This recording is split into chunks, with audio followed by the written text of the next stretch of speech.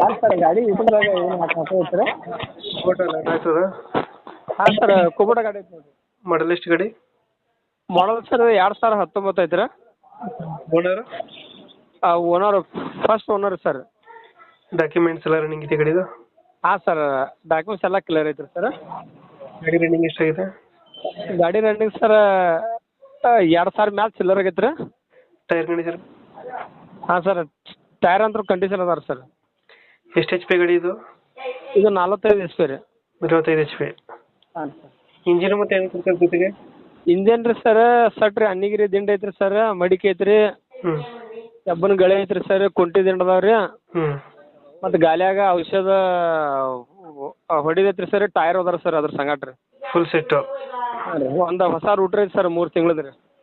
Full ಸೆಟ್ಟೇ ಕೊಡ್ತೀರಾ? ಹಾಂ sir. Okay okay.